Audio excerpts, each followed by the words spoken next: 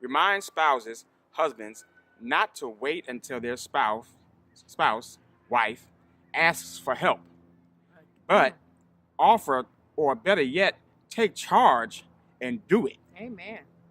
This That seemed sounds like good. this seemed like this is the same woman I know somebody who seemed to be asking for the husband to to help do something. cook some Can you dinner. do something? And you see, she working real hard apparently, and she needs some help, but she don't offer no help. About nothing. She moved that out of the kitchen just in general. Can you just help do something? Yeah, can you help?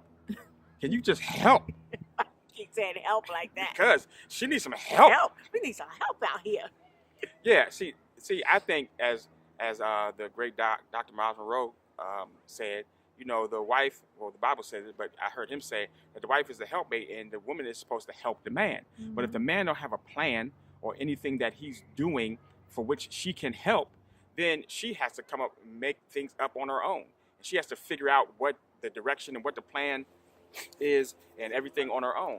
And so it seems to be that in this relationship that they got going on, that all of the things that there are to do, she's doing all of the work and he is not helping, when in fact she should be the one that is helping based upon what he says. What the plan and vision is for the family. Like what I did when I said, I don't want to cook.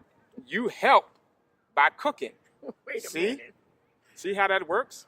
It was something that I said. So all the other things, like she don't gotta worry about like the drive. She don't never drive. I drive when I'm driving by myself, right. But if we together, I'm not driving. She don't drive? No. I do the laundry, or I wash the laundry. I don't fold. I fold and put away. Right. He washes. We negotiated that too. Yeah. And then there's other responsibilities that I have, so that it don't ever seem like she's out here doing all the work and everything. But that's just us. Right. What we would say to you all is that you need to come up with a roles and responsibilities that is conducive for your family, for your household, because that is the best way to address these issues in advance. Right, so it's not a burdensome to just one person. And if one person feels like, okay, I feel overburdened, I don't like what we negotiated, then you can always go back and renegotiate. Oh, really? Like Bernie tried to do with the food and say, I'm willing to do A, B, and C. And I'll be like, okay, I'll do E, F, and G. Right. So spoiled. Remind spouses it is never a 50-50 split on anything. And compromise is the key to everything. I mean, that goes without saying. I think 100. I think she said that all herself. Yeah. I think she's just venting right now. We agree. This appears to be the same person because she wants us to remind the spouse. I'm sure she didn't put the parentheses in here, husband. But I think she wants us to remind you, husbands, that it's not a 50-50. It's a 100. compromise. It's 100. And compromise is the key to everything. So I think compromise is a larger principle that is entered into through your relationship based upon how the two of you all agree to settle problems. If you are always trying to win and you never want your spouse to win, and that's something that I dealt with one of my clients, is that this person always wants to be right. They always are fighting for their right to be right. And it's not that they are wrong or their spouse is wrong, but you always want to be the one who wins.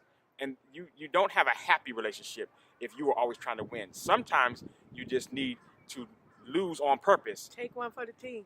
Exactly. So that your spouse can feel like, I have some value in this relationship too. You allow me to have my way, not because I'm wrong or because your way is better, but just because I want you to feel like this is your relationship too. I want you to be happy, so we're going to do it your way this time. Right. I used to do that. You make sure to do that with me because a lot of times I don't really care. So he makes sure that it's my way, even though I don't care if we do it his way. So, but I mean, I think that's good though. On some things you don't care. Yeah, some things I don't care. Well, a lot of things I don't care, but I think that's why you make sure that things are my way because See? That's just my personality though. But it's your personality because you don't feel the absence of things being done not your way. That's true. Right. So you feel like things are being done your way. So you're just like, okay, I don't mind.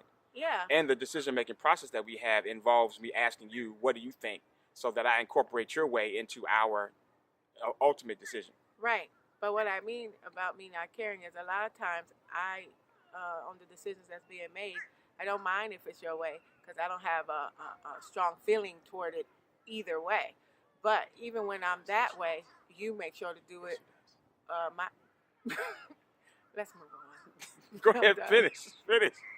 Anyway, I'm just saying, you make sure that even when I don't really care, you make sure that we do it my way.